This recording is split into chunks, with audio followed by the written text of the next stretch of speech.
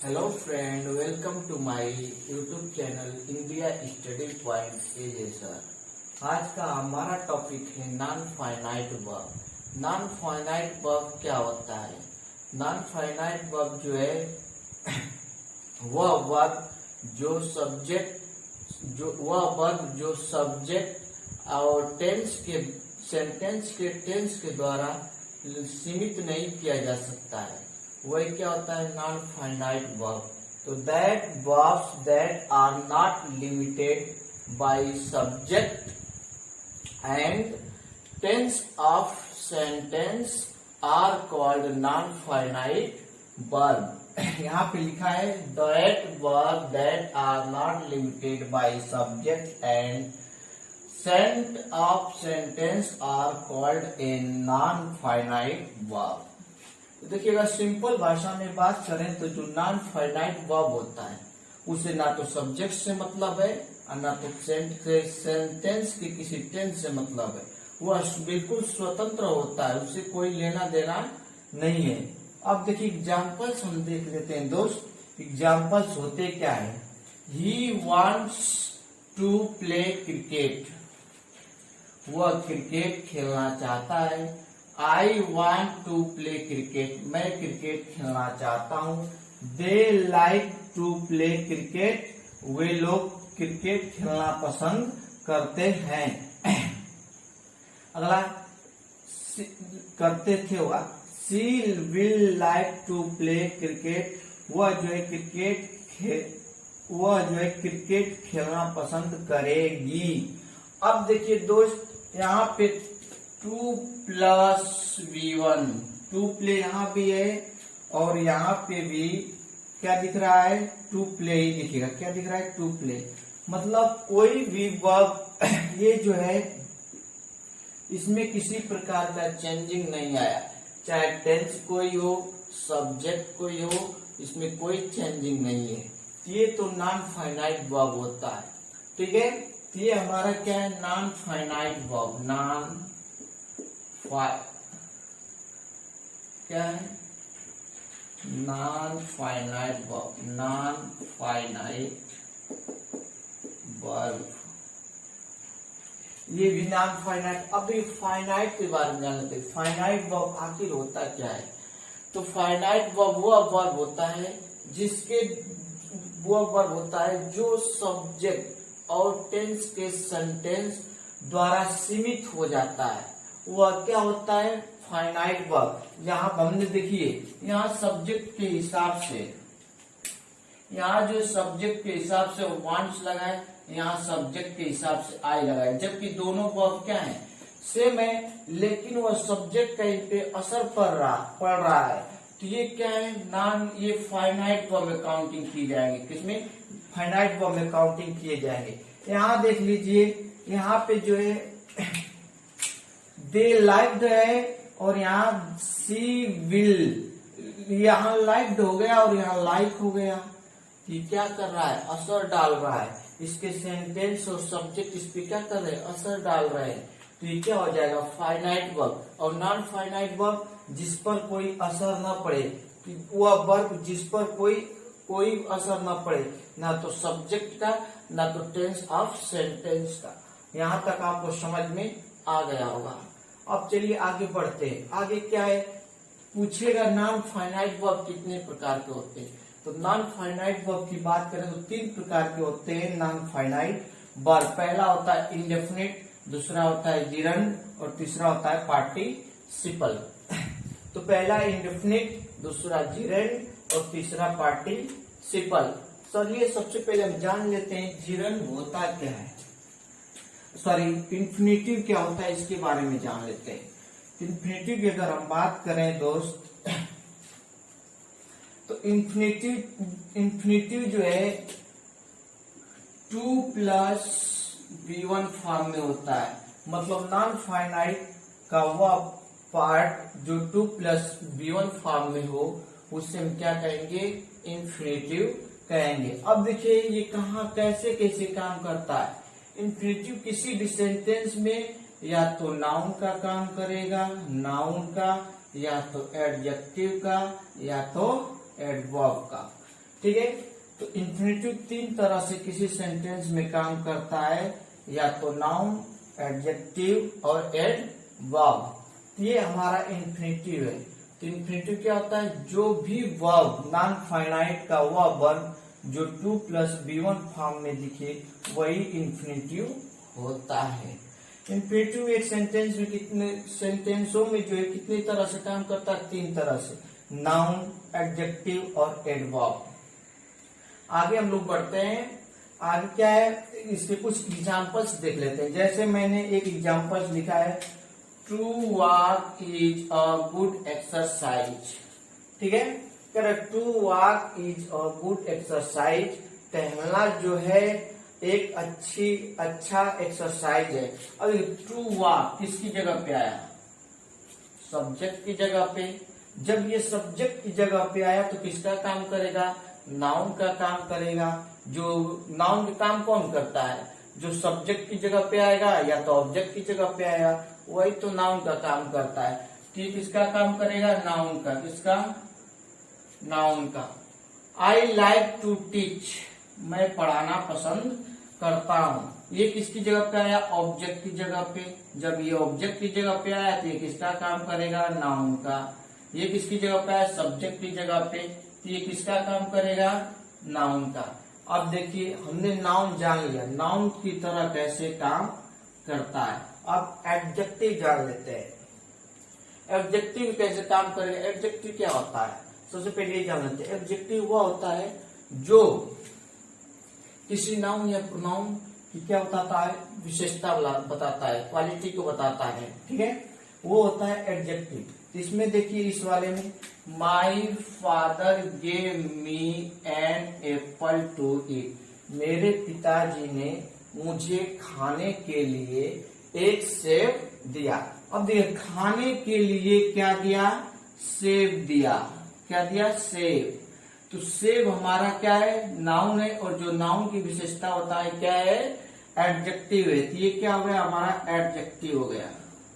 तो आपने समझ लिया होगा एडजेक्टिव की तरह कैसे काम कर रहा। अब चलिए एडवर्ब की तरह देख लेता हूं।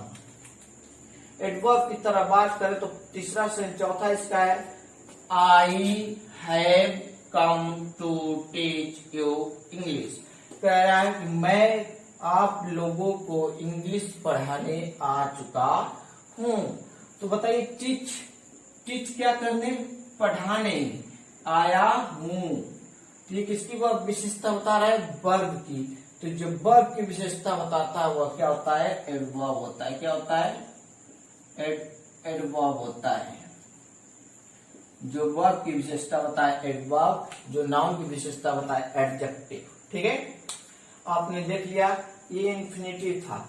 अब देखिए क्या होता है, इंफिनिटिव एक बेयर इंफिनिटिव होता है। अब पूछेंगे बेयर इंफिनिटिव क्या होता है। बेयर इंफिनिटिव वो इंफिनिटिव होता है जो किसी सेंटेंस क्या होता है, विदाउट टू होता है। मतलब किसी भी सेंटेंस में उसके साथ टू नहीं लगता है, तो वो बेयर इंफिनिटिव होता है। तो बेयर इंफिनिटिव के बारे में हम देख लेते हैं, बेयर इंफिनिटिव क्या है। चलिए बेयर इंफिनिटिव देख लेते हैं। तो बेयर इंफिनिटिव क्या होता है, विदाउट टू होता है, मतलब उसके साथ टू नहीं लगाया जाता है। चलिए यहाँ पे देख लीजिए, here see feel watch let make behold read, ये जो वर्ड है ये वाले, ये है बेयर इंफिनिटिव। क्या है, बेयर इंफिनिटिव, इंफिनिटिव। तो बेयर इंफिनिटिव क्या होता है, विदाउट टू इसे यूज करना होता है। तो विदाउट टू यूज करना होता है, जैसे मैंने लिखा आई मेड हिम लव। अब देखिए मैंने लव के पहले टू नहीं लगाया क्योंकि ये बेयर है। बेयर इंफिनिटिव के साथ कभी भी टू नहीं लगाएंगे वरना हमारा सेंटेंस इनकरेक्ट हो जाता है। तो बेयर इंफिनिटिव याद कर लीजिए, here see feel watch let make behold read. अब जो है ये जो एग्जाम्पल्स है, तो देखिए ये क्या है, आई मेड हिम लव, मैंने उसे हंसाया। क्या क्या, मैंने उसे हंसाया। तो देखिए यहाँ लव के साथ जो है, यहाँ मेड के बाद टू लगना चाहिए था, लेकिन यहाँ टू नहीं लगा, तो ये क्या बन गया, वेयर इन्फिनेटिव बन गया। आगे ही लेट मी गो होम, उसने मुझे घर जाने दिया। अब देखिए लेट जो है, लेट क्या है, वेयर इन्फिनेटिव है, इसमें मेड वेयर इन्फिनेटिव है। और देखिए ये वेड, ये जो वेड है वेड का सेकेंड फॉर्म है। तो आई वेड हिम गो, मैंने उससे जाने का आदेश दिया, मैंने उसे जाने का क्या दिया, आदेश दिया। ये क्या होता है, बेयर, ये सब बेयर इन्फिनेटिव होता है। बेयर इन्फिनेटिव एक बार फिर से रिवाइज कर लीजिए, here, see, feel, watch, let, make, behold, will, ये सब क्या है, बेयर इन्फिनेटिव होते हैं। चलिए कुछ रूल्स इसके देख लेते हैं इन्फिनेटिव के। तो ये हमने ये रूल पढ़ लिया। अब देखिए एक रूल और होता है इसका, वो क्या होता है, देखिए इसका इन्फिनेटिव का एक रूल ये होता है कि आप जो है अगर एक से ज्यादा नॉन फाइनाइट वर्ब को जोड़ना चाहते हैं एंड लगाकर, क्या एंड लगाकर एक से ज्यादा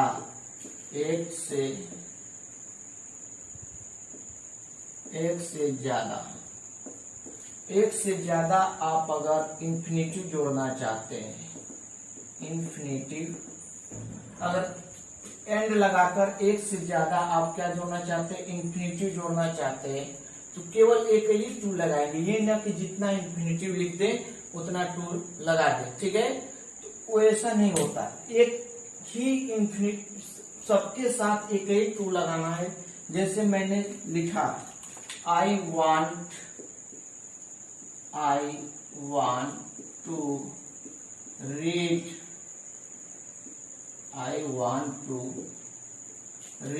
एंड राइट। मैंने क्या लिखा, I want to read and write. तो I want to read and write मतलब मैं पढ़ना भी चाहता हूँ और लिखना भी चाहता हूँ। तो ये क्या है, देखिए यहाँ से एक इन्फिनेटिव ये हो गया और दूसरा इन्फिनेटिव ये। हमने दोनों को एक ही टू लगाया, ना कि कई टू लगाकर उसे क्या किया, जोड़ दिया, ठीक है। तो जैसे एक और बताते हैं,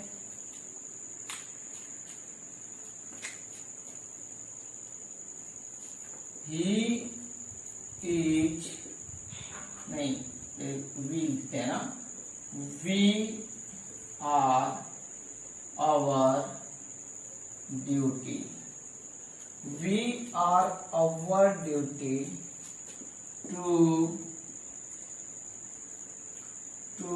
we are our duty to secure,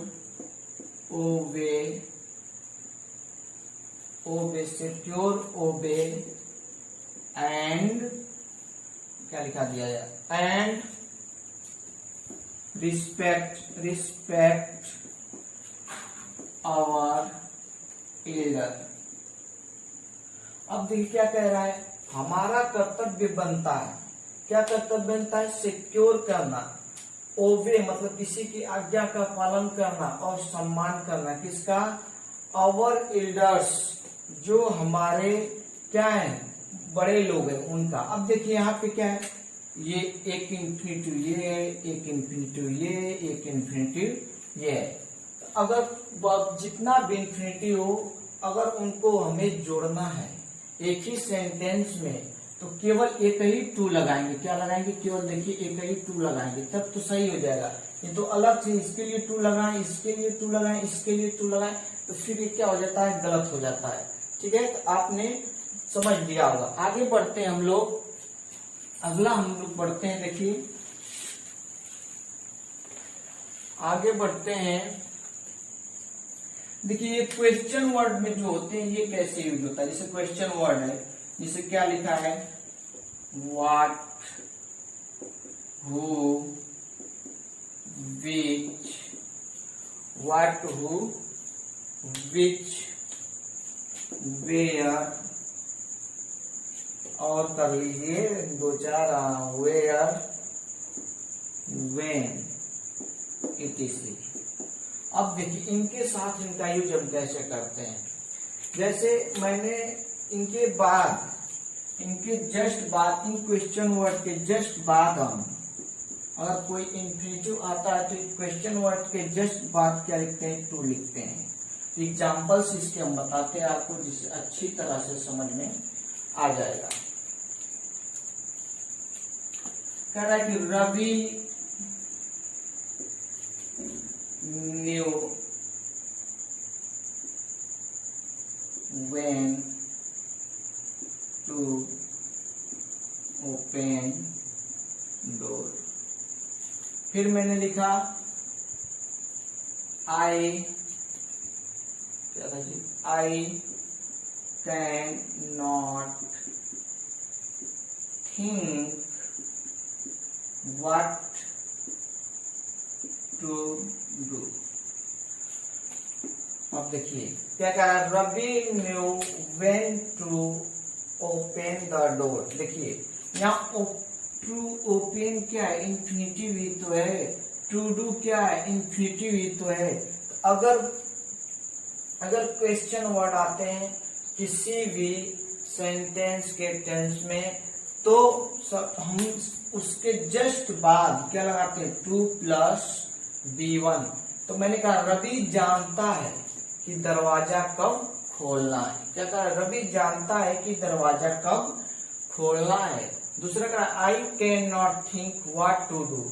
अगर मैं सोच नहीं सकता कि मुझे क्या करना है। तो आपने समझ लिया, मैं सोच नहीं सकता कि मुझे क्या करना है। तो ये देखिए व्हाट के बाद टू डू आया, व्हेन के बाद टू डू आया। तो व्हाट और व्हेन क्या है, व्हाट और यहाँ व्हेन क्या है, क्वेश्चन वर्ड ही तो है दोस्त। तो देखिए इनके जस्ट बाद आएगा। ये रूल आपने समझ लिया होगा। देखिए एक रूल और इसका बता देते हैं, कुछ रूल्स और बताते हैं।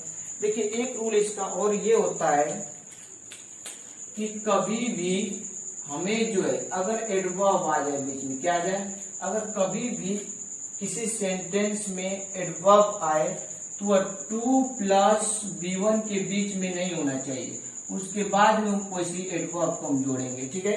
तो अगर कोई भी एडवर्ब आ जाए, इंफिनिटिव में कोई भी एडवर्ब आ जाए तो इसमें नहीं जोड़ना है एडवर्ब को। देखिए एक गलत और एक सही एग्जांपल्स मैं आपको बताता हूं।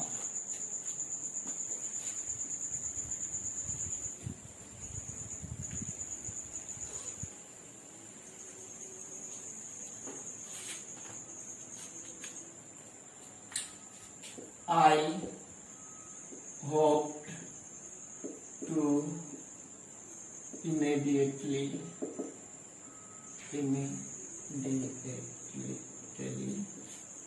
I hope to immediately reply your letter।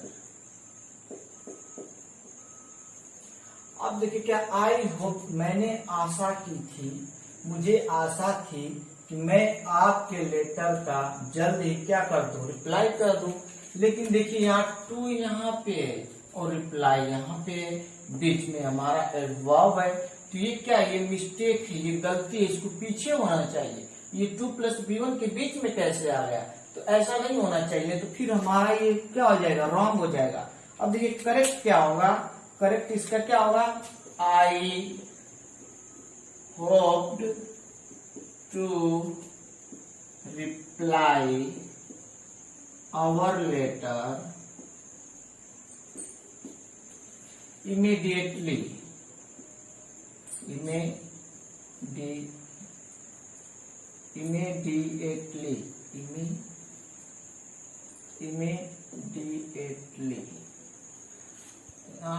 ठीक है।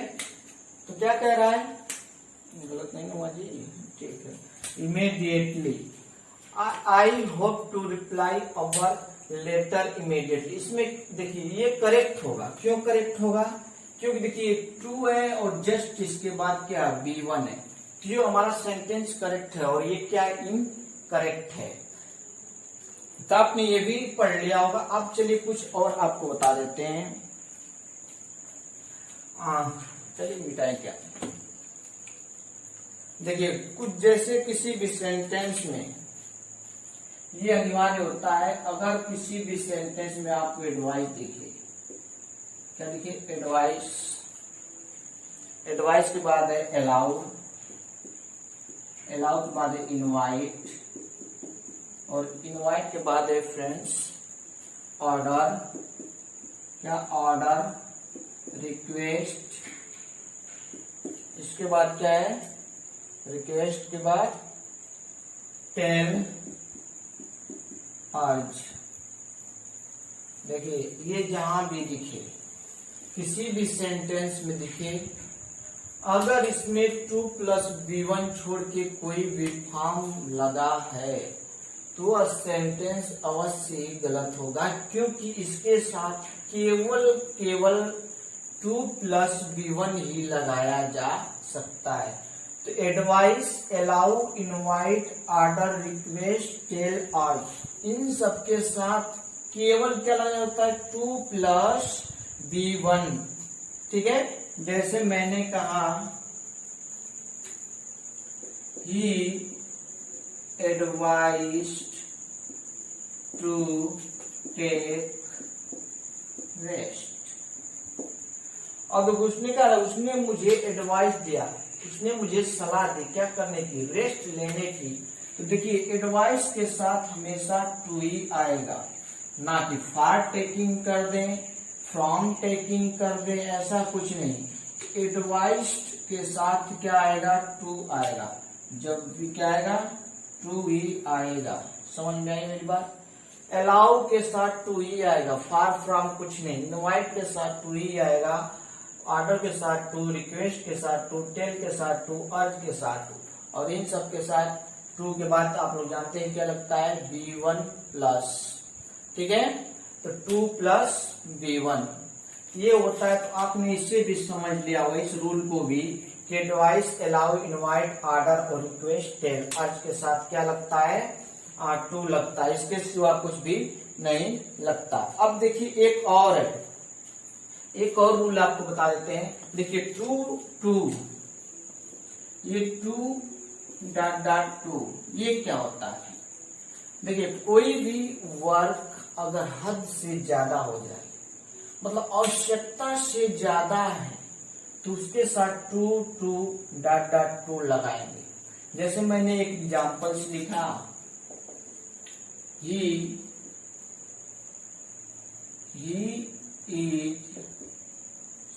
is too fat, he is too fat to run fast। अब देखिए इसका अर्थ क्या लिखना, वह इतनी मोटी है कि तेज नहीं दौड़ सकती। अब देखिए वह तेज दौड़ने के लिए क्या है, बहुत ही ज्यादा मोटी है। तो देखिए यहाँ टू जो क्या निगेटिव अर्थ देता है, नहीं वाला हुआ। अगर इसको हम सेंटेंस को तोड़े तो ऐसे बनेगा, ही इज वेरी फैट, फिर बनेगा he can not run fast. ये इसको तोड़ेंगे तो ऐसे बनेगा।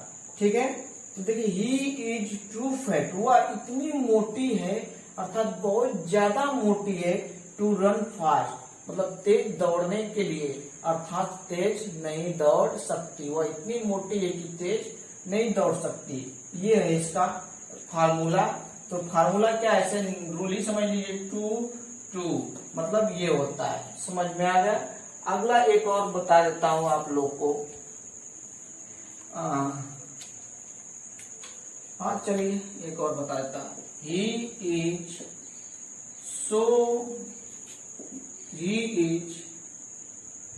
too weak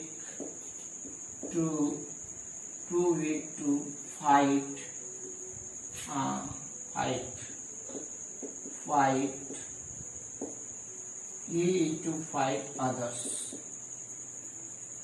अब देखो ही इज टू वीक, वह बहुत ही ज्यादा कमजोर है, टू फाइट लड़ने के लिए, अदर्स दूसरों से, मतलब वह इतना कमजोर है कि दूसरों के साथ लड़ नहीं सकता।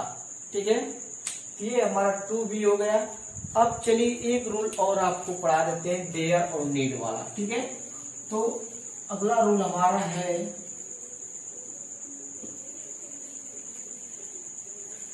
ये सब आपने लिख लिया, स्क्रीनशॉट ले लीजिए। अगला क्या है, डेयर। क्या, डेयर आता है और नीड आता है। देखिए ये क्या होता है, डेयर का मतलब होता है मतलब किसी की हिम्मत कैसे हुई, और नीड का मतलब है जरूरत। क्या है, जरूरत। अगर ये निगेटिव में हो, इसमें निगेटिव और इंटेरोगेटिव, अगर इन सब में ये हैं तो इनके साथ डेयर और नीड के साथ कभी भी 2+B1 का प्रयोग नहीं करते। ठीक है, अर्थात विदाउट 2 होते हैं ये लोग। ठीक है, जैसे मैंने कहा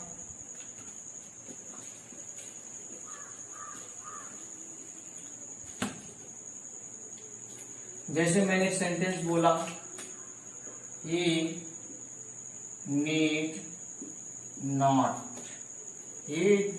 नॉट कम हेयर। एक सेंटेंस मैंने और लिख देता हूं, शी डेयर नॉट अपोज मी। एक सेंटेंस और लिख देता हूं, क्या है, हाउ डेयर यू से दिस। अब देखिए क्या कह रहा है, देखिए यहां अगर नीड आया, डेयर आया, लेकिन इनके आप पास देखेंगे 2+B1 नहीं है। इन लोगों के पास क्या है, 2+B1 नहीं है। देखिए है, नहीं है, किसी में नहीं है, तो है नहीं। तो डेयर और नीड अगर निगेटिव में दिखे, इंटेरोगेटिव में दिखे, तो हम कभी भी इनके साथ 2 का प्रयोग नहीं करेंगे। चलिए इसके, ही नीड नॉट कम हेयर, आपको यहाँ आने की कोई जरूरत नहीं है। अगला है, सी डेयर नॉट। तो दोस्तों आज का हमारा टॉपिक यहीं पे खत्म होता है। अगले वीडियो में हम देखेंगे कि जिरंड क्या होता है। तो अगर आपको हमारी वीडियो पसंद आई हो तो लाइक शेयर और हमारे चैनल को सब्सक्राइब जरूर करें। Thanks for watching my video.